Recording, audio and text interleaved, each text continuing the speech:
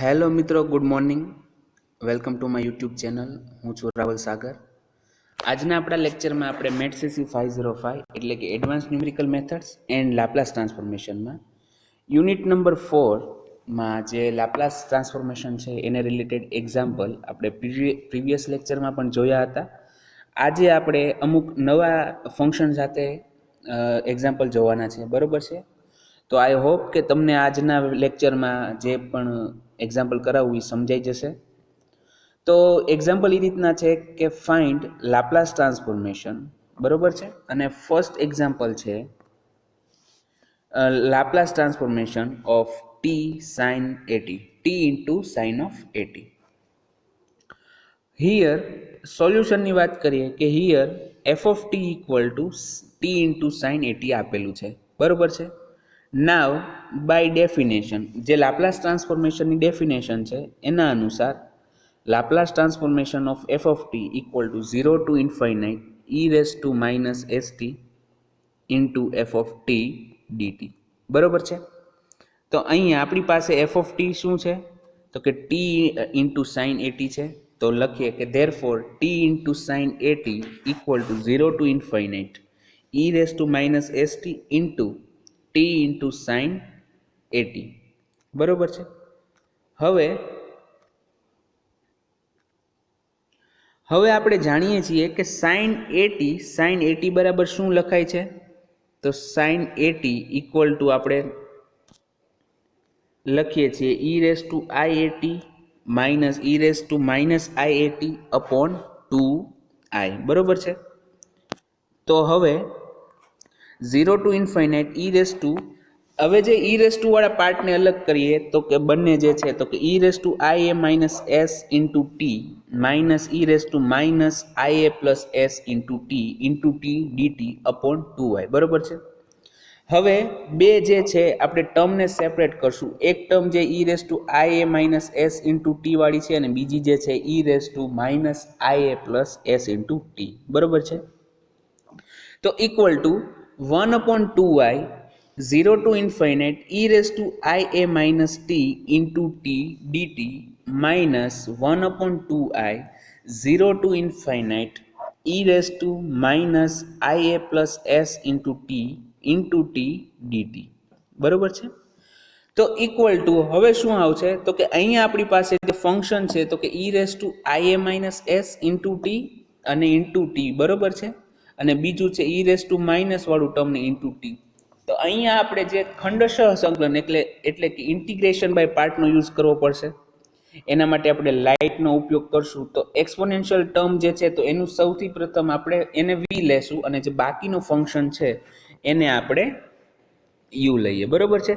તો આપણે ટી જે છે એ આપણો યુ થઈ જશે અને જે ઈ raise to i a minus s into T જે છે એ આપણે યુ થઈ જશે.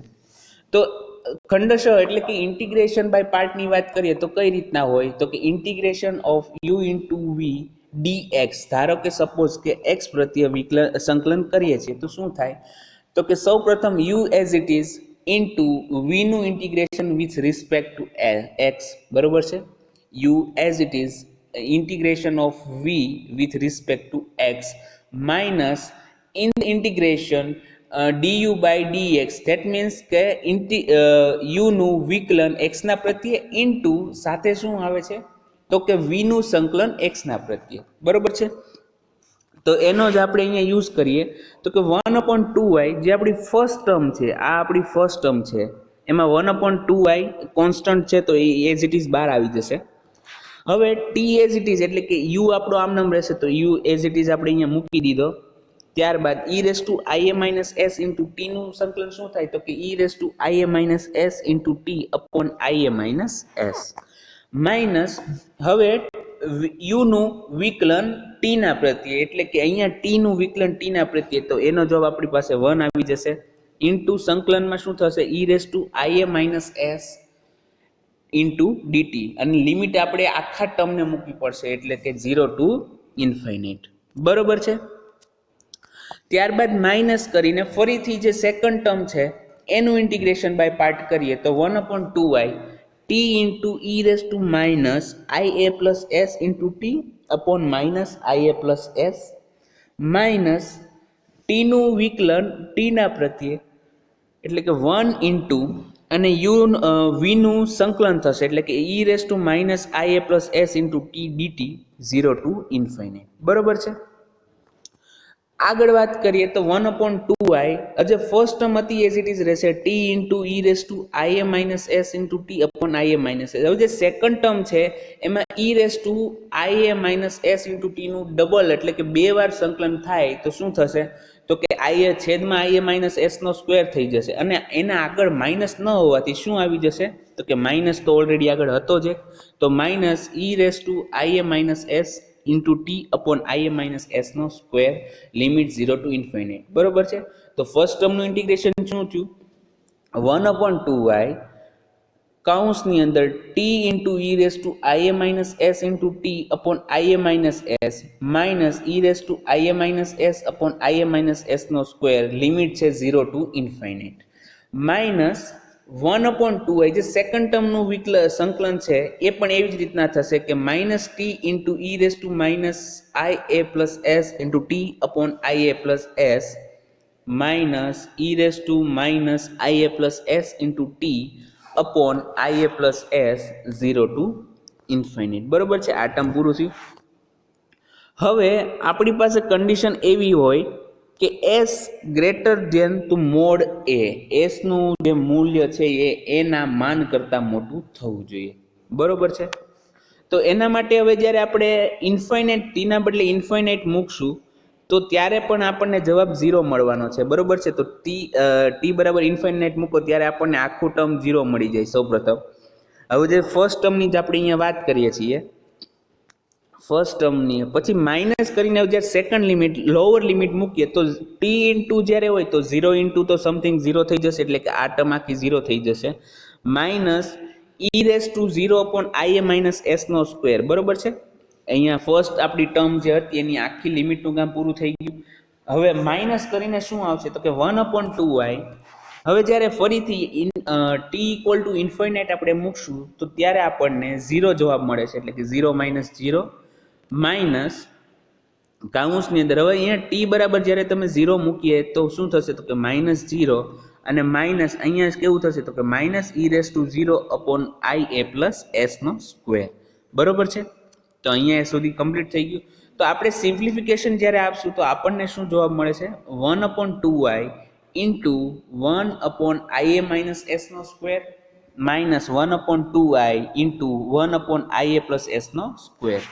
1/2i આપણે કોમન લેશું તો 1 અપોન IA માઇનસ એસનો square minus 1 upon IA plus એસનો સ્ક્વેર. હવે જ્યારે એલસીએમ એટલે કે લસા લઈએ તો ક્રોસ મલ્ટિપ્લિકેશન કરવું પડશે તો કે IA પ્લસ એસનો સ્ક્વેર માઇનસ IA માઇનસ એસનો સ્ક્વેર અપોન IA માઇનસ એસનો સ્ક્વેર ઇન્ટુ IA પ્લસ એસનો square.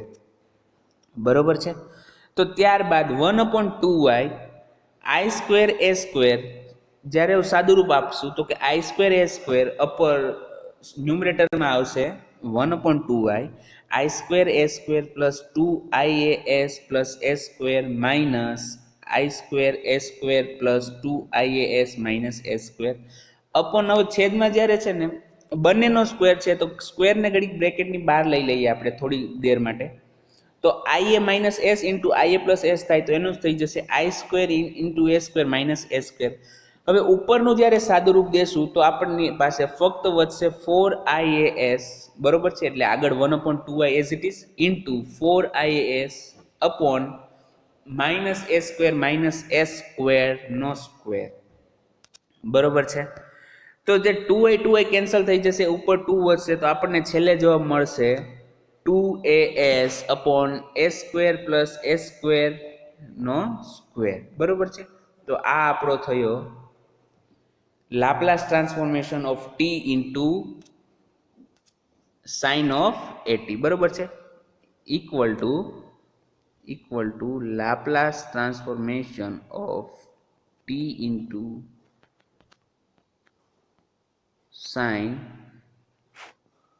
At.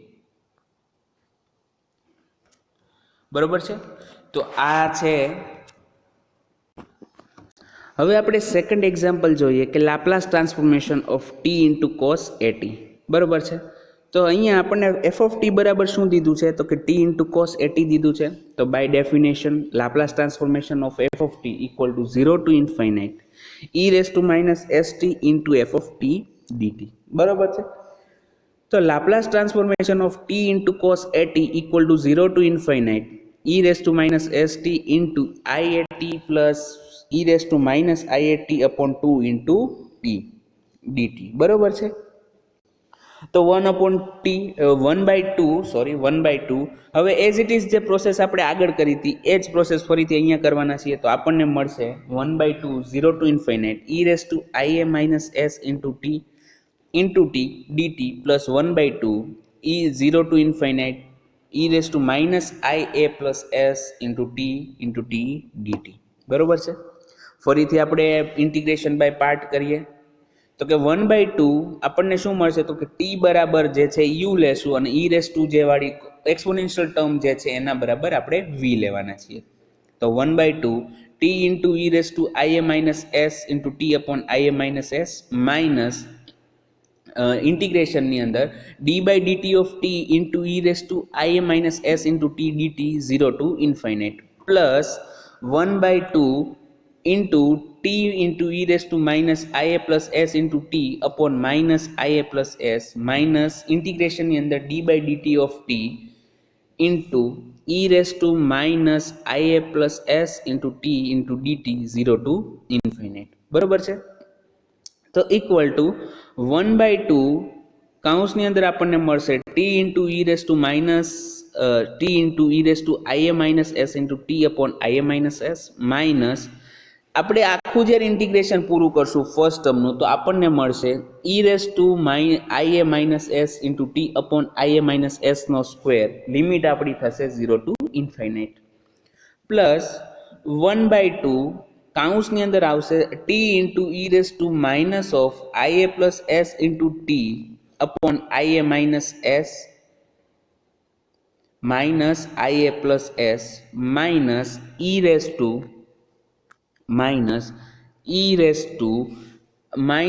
I a plus s into t upon i a plus s નો સ્ક્વેર લિમિટ થશે 0 ટુ ઇન્ફાઇનાઇટ. બરોબર છે.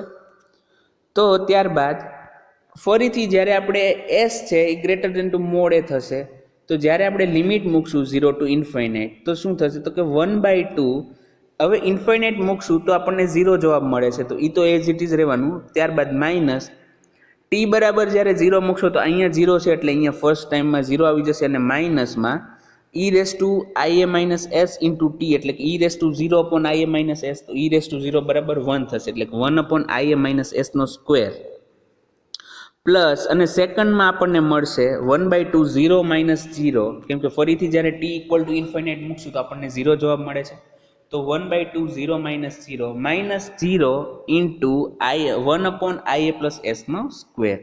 બરોબર છે. હવે સિમ્પ્લિફિકેશન દઈએ તો કે 1/2 1 અપોન આઈ એ માઇનસ એસનો સ્ક્વેર 1/2 આઈ એ માઇનસ એસનો square plus 1/2 i a plus એસનો સ્ક્વેર ફરીથી એલસીએમ લેશું એટલે કે ક્રોસ મલ્ટિપ્લિકેશન કરવું પડશે તો કે 1/2 આઈ એ પ્લસ એસનો square plus i a minus એસનો square upon i a minus એસનો square into i a plus એસનો સ્ક્વેર 1/2 એઝ ઇટ ઇઝ.